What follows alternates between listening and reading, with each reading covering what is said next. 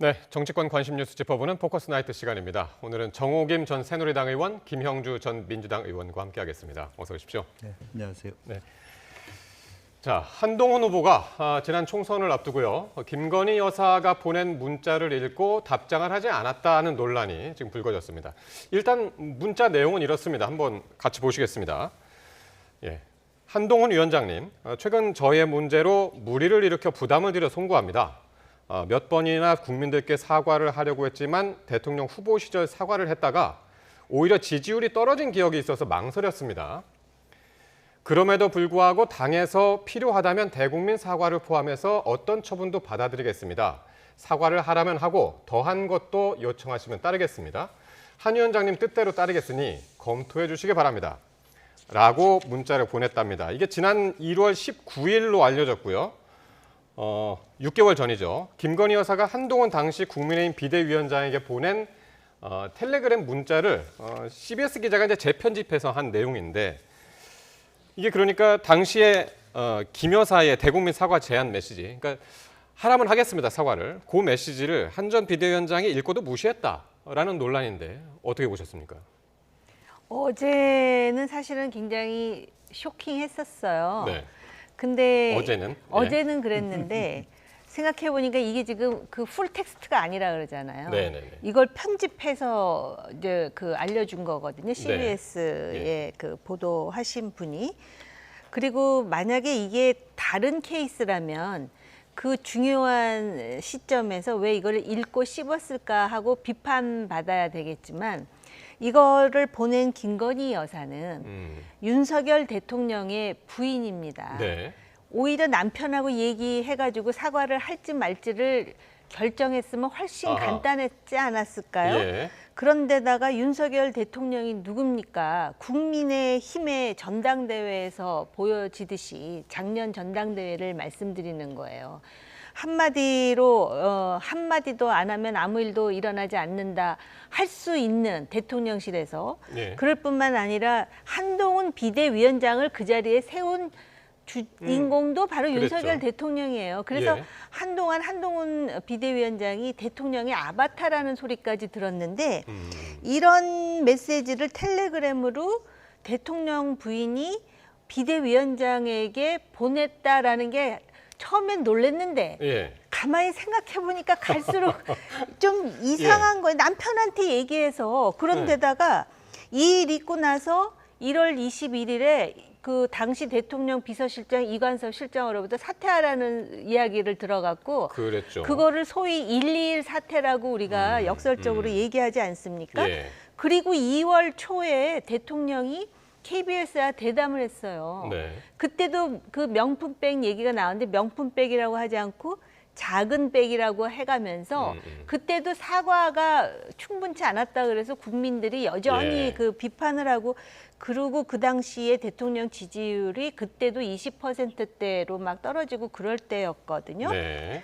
그러다 보니까 풀텍스트가 무엇인지 아하. 그걸 보고 판단해야 될 것 같다라는 아하. 생각과 함께 지금 예. 오늘 또 한동훈 후보가 언론에 나와서 뭐라 그랬냐면 자기가 이해했던 그때의 메시지는 사과가 어렵다는 내용으로 기억한다 이러거든요.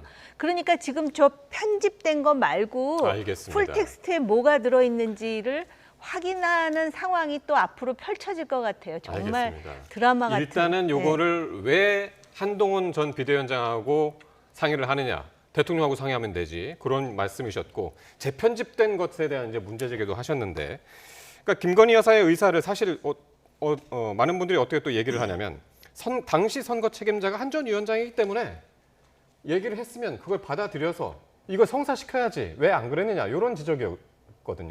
글쎄요, 뭐 성사를 뭐 시키고 안 시키고에 따라서 지난 총선의 결과가 많이 달라졌다 이렇게까지 주장하는 것은 좀 과하다고 생각하고요. 우선 그때 상황으로서는 사실은 방금 이제 정호김 의원 말씀이 있었습니다만은 대통령실에서 논의를 하고 최소한 당에서는 비대위원장이 있지만 이철규 의원하고 상의해야 될 부분이 아닌가 싶습니다. 예. 그때 당시에 기억해 보면 이철규 의원이 굉장히 세게 방어를 했어요. 일제적으로. 예. 이제 그런 상태에서 또 하나는 제가 이제 결과적으로는 검사 본능이라고 하는 부분이 있는데요. 텔레그램이라고 하더라도 답을 하는 것이 부적절하다라고, 그러니까 받아들이긴 하지만 아하. 흔적을 남기는 것이 이게 혹시 내정 개입의 논란에 빠져들지 않느냐 하는 자기 검열이 있을 수 있다고 생각이 들어요. 한 전 위원장 입장에서. 네, 예. 그러니까 두 가지로 생각이 되는데 상당히 뭐 정치인들이 사실은 텔레그램을 많이 활용합니다. 이것이 네. 좀 뭐 이렇게 뭐 다른 사람이 보기 어렵다. 보안이 뭐 유지가 예, 뭐 보안이 잘 된다고 유리된다. 알려져 있죠. 솔직히 이제 그런 이용을 하지만 또 한편으로 애매한 부분에 대해서는 일부러 답을 안 남기는 경우도 상당히 많습니다. 나중에 이게 드러났을 경우에 네. 그 말을 했을 거 아닙니까? 뭐 네. 어떻게 생각하냐에 대한 또 다른 논란이 있을 수 있고. 알겠습니다. 또 하나는 답을 하지 않았다라고 하는 것이 아무 생각이 없고 그 거부했냐 하는 거하고 다른 문제고 또 상의를 할 수 있는 여건이 있었느냐의 문제는 또 다른 문제라고 보는 겁니다. 알겠습니다. 자, 그러면 나머지 후보들이 어떤 반응이었나 한번 볼 텐데요. 나경원, 원희룡, 윤상현 후보 모두 한동훈 후보의 태도에 문제가 있었다, 이렇게 맹공을 퍼부었고요. 이에 한 후보자는 또 반박에 나섰는데 한번 직접 듣고 오겠습니다. 역시 정치 경험이 부족한 부분도 있지 않느냐. 굉장히 판단력에 문제가 있다, 미숙하다라는 부분을 저는 느꼈고요. 저는 한동훈 후보가 이 부분에 대해서는 이런저런 말씀하실 게 아니라 깨끗하게 사과하는 게 맞다고 생각을 합니다. 선거 책임자인 비대위원장이 선거의 핵심 이슈인데 그것에 대해서 일방적으로 독단적으로 뭉개고 묵살했느냐, 이 질문에 답하시기 바라겠고요. 당시 일부러 차별화하는 상황이지 않았습니까? 오히려 김 여사하고의 어떤 차별화를 하려고 그런 게 아닌가, 이런 강한 의구심도 들고요. 문자의 내용도 사과하고 싶다는 말씀 표현도 있지만 왜 사과를 하는 것이 안 좋은지에 대한 어떤 그 사유를 쭉 늘어놓는 부분도 들어 있거든요.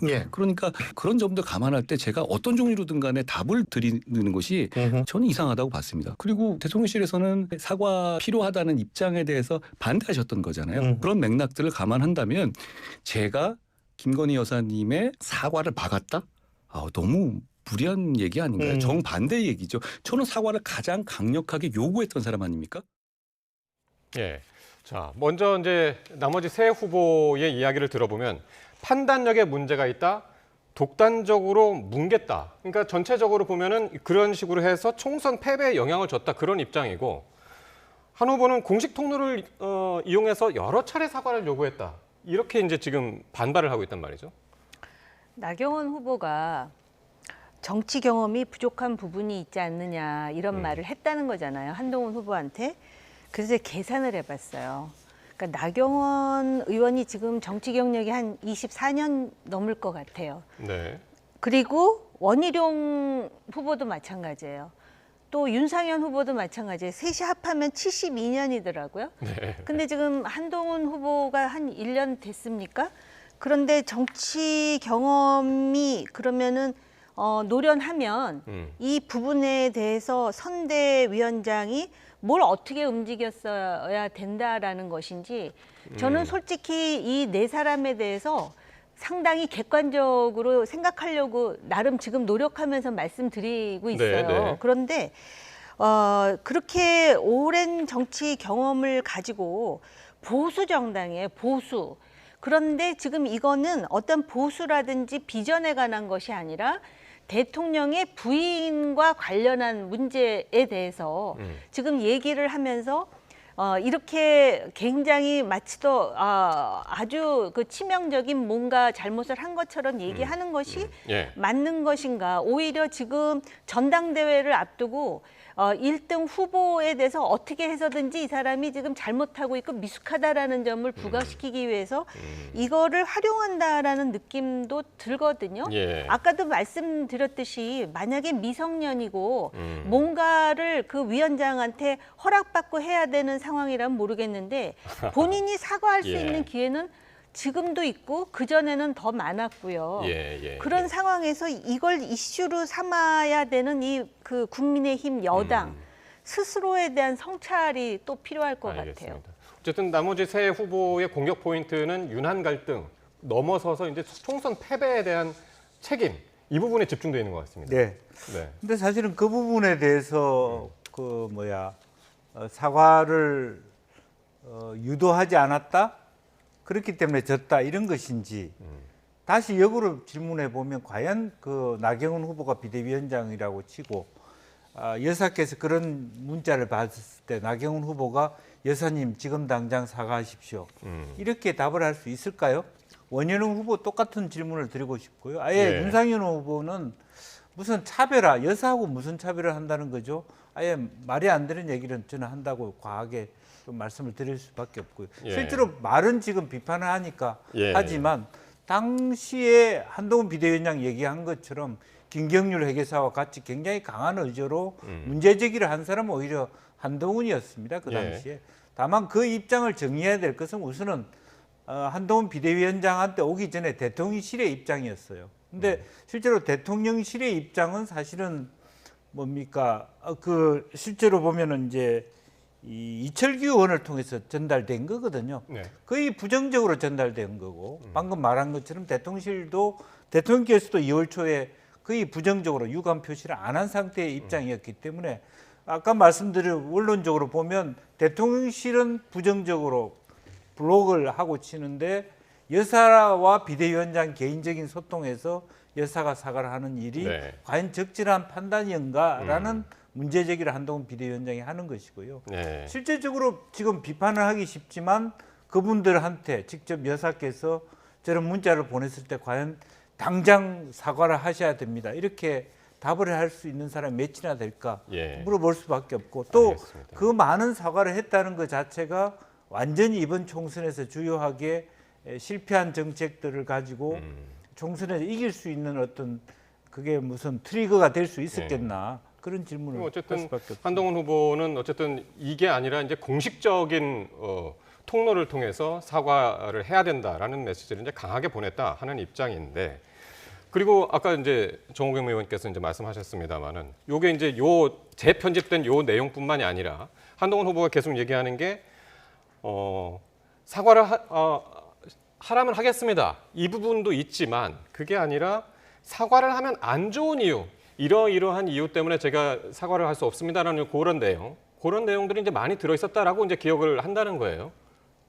그래서 이제 네. 또 며칠 있다가 풀텍스트가 나올 판이에요. 네. 근데 참 이런 총극이 풀텍스트가 어딨어요. 나오려면 한동훈 후보가 공개를 해야 되는 건데요. 뭐 공개를 할지 안 할지 모르겠지만은 네. 우리 성 앵커께서는 이게 지금 어디서 나왔다고 생각하세요? 한동훈 후보가 이 지금 편집해서 내놓은 건 아닐 거 아니에요. 네, 네, 네. 그러면은 지금 둘이 소통을 했다는 건데 네. 한쪽이 안 했으면 누가 했겠어요? 저도 제 입으로 누가 했을 거라고 말하고 싶지 않아요. 요새 하도 무서워서. 예. 그렇긴 한데 아무튼 이렇게 되면 이제 풀텍스트 공방이 나올 거고요.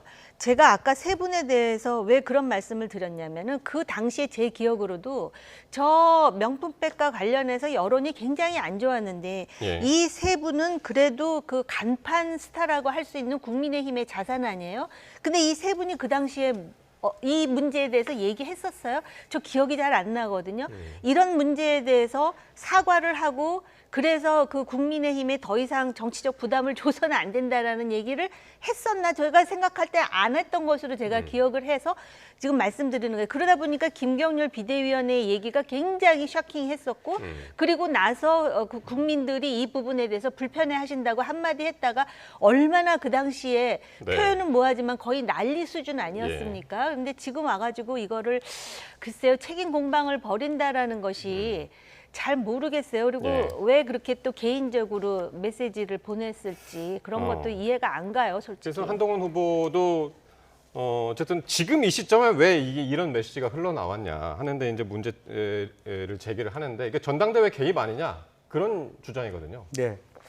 뭐 애매한 부분도 있죠. 뭐 개입이라고 말하기보다는 어쨌든 실제로 보면 한동훈 비대위원장 공격력으로 나왔다라고 하는 부분을 개입이라고 얘기할 수 있을지 아니면 뭐 그거는 뭐 그 정도는 아니지만 일정 정도 한동훈을 떨어뜨리기 위한 네. 하나의 어떤 기획이 있는 거 아닌가. 예. 뭐 그게 또 다른 말로 보면 개입이죠. 결과적으로는 그렇게 예. 되는데 그렇다면 그렇게 됐을 때 그 개입의 어떤 그 효과, 반동 효과를 반사 이익을 세 후보 다 가져갈 수 있느냐. 예. 그것도 사실은 저는 잘 모르겠어요. 사실은 어떤 후보를 위한 개입인지 예. 모르겠고요. 무조건 애니바디 밭 한동훈만 떨어지면 된다 이런 예. 작전인 것인지 그러니까요. 그렇다면 예. 그것이 드러난다면 아까 뭐 정의비 의원은 뭐 표현을 안 하셨지만 대통령실의 여사께서 이걸 누군가한테 전달해서 한동훈을 떨어뜨리기 위한 개입을 하고 있다라고 하면 네. 결과적으로는 어떻게 될까요? 훨씬 더 대통령실의 입지가 줄어들고 한동훈의 입지가 늘어나는 결과가 낫지 않을까 그렇게 보여집니다. 어쨌든 지금 이제 전당대회가 20일도 남지 않은 상황에서 이게 하나의 큰 폭탄이 한번 터져가지고 이게 어떤 식으로 흘러갈지 한번 계속해서 지켜보기로 하고요. 다음 주제입니다. 민주당의 검사 탄핵의 후폭풍이 거셉니다. 이원석 검찰총장을 필두로 해서 전국 각지 검사들의 성토가 쏟아지고 있는데 정청래 민주당 의원은 또 법대로 하겠다라고 또 강조를 했습니다. 관련 발언들 듣고 오겠습니다. 입법권을 남용해서 타인에게 의무 없는 일을 하게 하고 권리를 방해하는 것이기 때문에 법률가로서 직권남용에 해당된다고 봅니다. 또한 허위사실 적시한 명예훼손에도 해당이 되고 징계처분에 해당된다고 하면 무고에도 해당될 가능성이 있다 하는 그런 법률적인 견해들도 있습니다. 면책특권의 범위를 벗어나는 부분이 있다고 한다면 그러한 위법한 부분에 대해서는 법률적으로 검토를 해보도록 하겠습니다. 검사 탄핵을 두고 이원석 검찰총장과 검사들이 공개 반발하고 마치 천재지변이 일어나는 것처럼 격앙돼 반발하고 있는데 진정들 하십시오. 국회도 국회법대로 법과 원칙대로 하겠다는 겁니다. 곧 검사 탄핵에 대한 조사와 국회법에 의거해 절차에 따라 진행할 예정입니다. 네, 먼저 이원석 검찰총장이요. 법적 대응을 시사했는데 면책특권이 벗어나 있는 부분을 검토하겠다고 했는데 이게 어떤 이야기인가요? 국회의원의 면책특권이라 함은 국회 내에서 한 발언에 대해서 법적 책임을 지지 않는 것으로 저는 이해를 하고 있거든요. 그러니까 물리적인 공간, 법원, 그 국회를 얘기하시는 그렇습니다. 건가요? 그러니까 제가 이해하기로는 네. 그 국회의 어떤 본회의장이라든지 네. 이런 회의장이 아닌 곳에서 발언을 했는데 그 발언이 상대방의 명예를 심각하게 훼손한다든지 허위사실에 해당하면 그거는 처분을 받을 수밖에 없는 상황인데요. 예. 요번에 이 검사들의 탄핵과 관련해가지고 실제로 내용을 보면은 내용 자체도 잘못된 것일 뿐만 아니라 어떻게 보면은 소소하다고 생각할지 모르지만 날짜라든지 장소라든지 또는 주체까지도 그 잘못 적혀가지고 오기가 네, 네, 있어가지고 네. 맞습니다. 지금 예. 그 빈축을 사고 있는 상황이고 실제로 그러면 물증이라든지 결정적인 증거가 있느냐 예. 그것도 아닌 카더라라는 것을 가지고선 지금 법사위의 장을 이용해서 이들에게 질문을 하겠다라는 것이거든요. 예, 예. 그러니까 누가 보더라도 이 탄핵이라는 그 권한을 남용한다. 지금 뭐 법대로 하겠다라는데 법대로라는 미명하에 정치적으로 이거를 지금 악용하는 것이죠. 그리고 칼이라는 게 예. 칼집에 있으면서 조심스럽게 쓰여질 때 그 칼의 용도와 칼의 위험이 느껴지는 것인데 마치 또 이것은 그 뭐라 그럴까 어린애한테 정말 흉기를 쥐어주듯이 그 다수라는 그 오만 속에서 이런 걸 막 이렇게 휘두르는 형태 그러다 보니까 그 당에 대한 그 여론조사를 보면은 그렇게 170석이 넘은 의석을 가지고도 민주당이 국민의힘에 비해서 지지도가 별로 높지도 않아요. 어떤 네. 땐 더 낮지 않습니까? 예. 근데 이런 식으로 남발하는 것이 결국은 나중에 본인들에게 역풍이 될 텐데도 알겠습니다. 계속해서 검찰 개혁이라는 미명하에 이런 일을 벌인다는 게 정말로 개탄스럽죠. 정 의원님 그럼 짧게 요것만 궁금해서 여쭐게요. 면책특권이 벗어난 부분 이게 그러니까 의원들이 만약에 이제 유튜브 같은 데서 나가서 발언하는 것들 이것도 다 해당이 되는 건가요? 저는 그렇게 생각하고 있는데요. 그러니까 국회장에서 예를 들어서 본회의장에서 얘기를 한다거나 그러면 네. 철저히 면책특권의 범위 안에 있거든요. 네. 그래서 본회의장이나 그 국회장에서 그 적어도 어떤 물증 없는 주장을 해가지고 자기의 면책특권을 주장하던 과거의 사례가 있었죠. 알겠습니다. 민주당은 특히 이제 정청래 최고위원 법사위에서 진상규명하겠다는 이제 그런 입장입니다. 민주당 내에서. 네. 이거는 이제 그 해당 탄핵 대상 검사들을 이제 불러서 하겠다는 거죠? 네. 결과적으로 뭐 민주당이 어떻게 보면 머리를 썼다라고 할 수 있는 게 바로 통과를 하지 않고 법사위에 본회의에서 해부하는. 다시 예. 법사위로. 그러니까 그렇기 때문에 실제적으로 보면 이것이 어떤 여러 가지 최종적으로 통과된 게 아니기 때문에 실제적으로 민주당 스스로가 완전히 여러 가지 이 주장의 과잉성들을 위반했다고 말하기 어려운 지점이 있습니다. 여러 가지 논의를 통해서 한다는 건데 네. 아마 법사위에 부르는 것에 대하여 아마 윤석 총장은 타인에게 의무 없는 일을 하게 한다. 즉 법사위에 불러서 망신 주기를 한다. 예. 그렇게 해석할 수 있을 것 같아요. 아. 권한 밖에 있는 가만히 그래서 일 잘하고 직권남용이라고 있는 하는군요. 일 잘하고 있는 검사를 지난번에 최상병 특검 때처럼 네. 많은 군인들을 불러갖고 밖에 나가서 있으라 뭐 한 이제 그런 부분들이 오히려 많은 어떤 국민들로 하여금 현역 군인들한테 모멸감을 줬다 이렇게 얘기할 수 있는 거 아니겠습니까? 그런데 지금 현재 일정 정도 앞서 말씀이 있었습니다만은 특히 예. 이제 박상용 부부장의 경우에는 무슨 뭐 이상한 짓을 했다라고 하는 그것도 실질적인 진실적 그 내용보다는 언론에서 나왔다든지 찌라시 수준의 이야기를 갖고 예. 적시해서 했기 때문에 명예훼손이 될 수 있는 부분이고 권한 밖에 있는 부분이고 아무리 이것이 국회 안에 있다 하더라도 이것은 위법적인 부분이 있을 수 있다라고 하는 강한 이제 문제 제기를 한다라고 보여지고요. 그러면은 민주당은 이제 네. 그렇기 때문에 그걸 의식해서 방금 이제 나왔습니다만은 김영철 검사부터 네. 말하자면 이재명 그 재판과 관련된 검사 아닌 사람부터 그러니까 여론을 좀 부르겠다. 의식한다고 보고 의식하고 봐야 있다. 그렇게 봐야 될 것 같습니다. 그럼 해당 검사들이 어쨌든 그 법사위에 출석을 하느냐 안 하느냐 이것도 관심인데 여론 봐가면서 가장 가능성 있는 검사부터 부르겠다 그렇게 들리기도 하네요. 그러니까는 얼마나 이게 속 들여다 보이냐면 그러다 보니까 이게 보복 탄핵이다, 방탄 탄핵이다 이런 말이 들릴 수밖에 없는 게 이 네 사람 중에 거의 다가 지금 이재명 대표의 그 수사 재판과 관련된 예. 사람들이에요. 그러다 보니까는 이 수사를 위축시킬 뿐만 아니라 어떻게 보면은 이것도 또 하나의 방탄의 다른 방법이죠.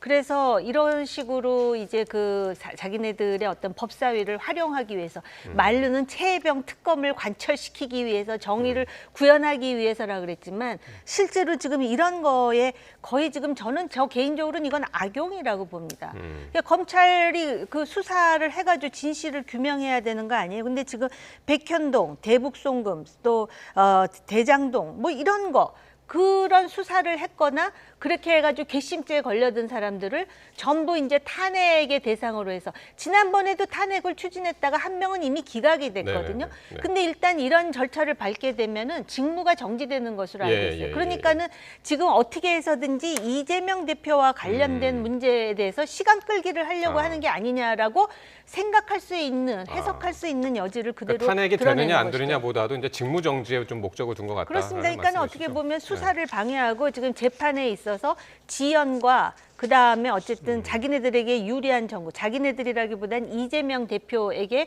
유리한 정국으로 지금 전환시키기 위한 것이라고 생각하지 않을 수가 없죠. 하필이면 그 많은 검사 중에 전부 백현동, 대장동, 쌍방울, 대북송금 관련된 검사들을 알겠습니다. 전부 탄핵 대상으로 하고 있지 않습니까? 예.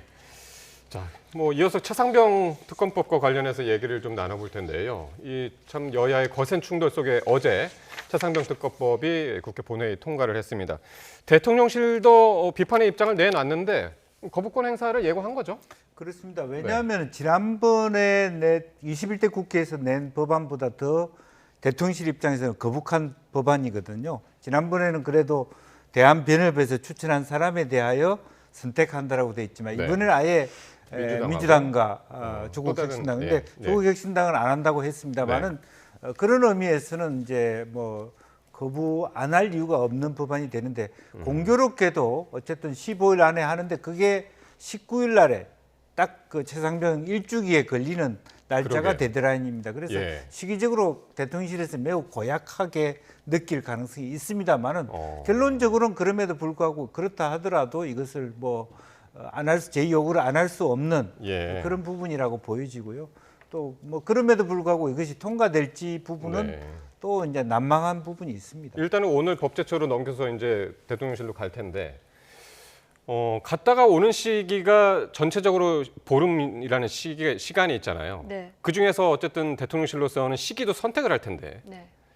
어떻게 할까요? 15일 내에 결정을 하니까 네. 뭐 이제 그 시기를 선택한다 하더라도 이제 다시 국회로 넘어오지 않겠습니까? 네, 네. 그러면 국회에서 재의결하는 건 국회에서 결정하는 거잖아요. 그렇죠, 그렇죠. 그런데 7월 19일이 최혜병 순직 1주기가 주기가 되는 되죠.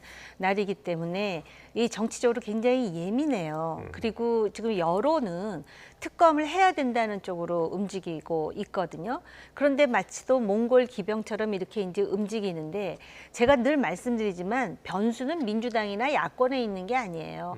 국민의힘 내에 8명이에요. 네. 근데 그 8명이 적어도 여론이라든지 전체적인 정치적 분위기라든지 자기 지역구의 주민들이라든지 자기의 예. 소신이라든지 이런 쪽으로 마음이 움직이려면 민주당이 저런 식으로 오만하게 해가지고는 마음이 움직이려고 하다가 돌아갈 수밖에 일단 없는 상황이죠. 일단 어제 안철수 의원은 찬성표를 일단 던졌잖아요. 안철수 의원으로서는 네. 본인이 오래전에 천명을 했고 그런데 지난 21대 국회에서 사실은 그 최혜병 특검과 관련해가지고 본인이 찬성을 하지 않고 나가는 바람에 얼마나 그 비난과 조롱의 대상이 됐습니까? 네. 또 철수했다는 얘기를 많이 들었죠. 예. 그런데다가 사실 지금 당에서 거의 이렇게 따돌림을 받는 수준 아니에요. 지금 상임위 위원장도 되지 못하고 이런 상황에서 아마 자신이 여론 그리고 국민들과 한 약속에 대해서 계속 지킨다는 차원에서 저는 안철수 의원의 경우는 재의결 때도 찬성표를 던질 거라고 봐요. 그럼 나머지 이제 7명 남았네요. 그러니까요. 그런데 그러려면은 명분을 줘야 되고 적어도 한동훈 후보가 당대표가 될지 안 될지를 제가 단정할 수는 없으나 예. 그러나 어찌됐든 간에 이 특검을 결정하는 과정에서 제3자가 특검을 결정할 수 있도록 하는 그런 유연성을 강조하고 지금 조국 예. 혁신당도 그렇고 개혁신당도 예. 그런 수정안을 지금 제기하고 있지 않습니까? 예. 근데 민주당이 강경파의 손에 의해서 계속 이런 식으로 밀어붙이면 8명이 오히려 반대하기가 수월하죠, 심리적으로.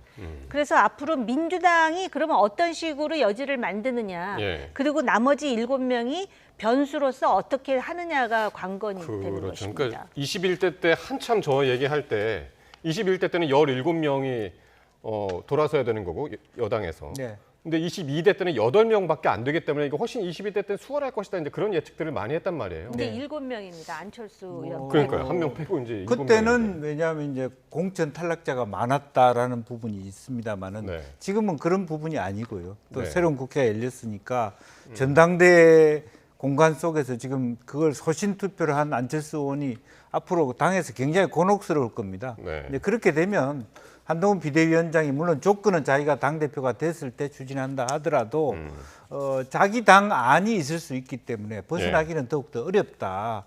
오히려 그 뭐 명수는 더 많았을지 모르지만 정신없을 21대 말기가 훨씬 더 가능성이 높았지 않았겠냐 그런 생각도 들기도 합니다. 좀 전에 정 의원님 말씀하셨지만은 여러 가지 지금 또 다른 그러니까 협상안들 한동훈 후보라든가 그 조국 혁신당에서 이제 빠지겠다라는 하는 부분하고 천하람 제안했던 대안 변혁 네. 이제 추천하는 안 그런 걸로 좀 어떤 좀 협의가 될까요? 마지막으로 한 말씀씩만 듣겠습니다. 국회의 장에서는 그렇게 해서 이제 협의를 모색하는 것이 민주당으로서도 나중에 정당성을 부여받을 수 있고요. 그러나 대통령실이 끝까지 받아들이기는 어려울 거라고 저는 전망은 해요. 네. 그렇게 되더라도 대통령실이 받아들이기 힘들 것이다. 뭐 대통령실이 받아들이기 어렵다는 것을 다시 돌아온다 하더라도 결국 통과라는 관점에서 본다면 민주당도 일정한 협의가 필요하다. 저는 그렇게 봅니다. 알겠습니다. 오늘 두 분 말씀 잘 들었습니다. 정호김 새누리당 의원, 전 의원 그리고 김형주 전 민주당 의원과 함께했습니다. 고맙습니다.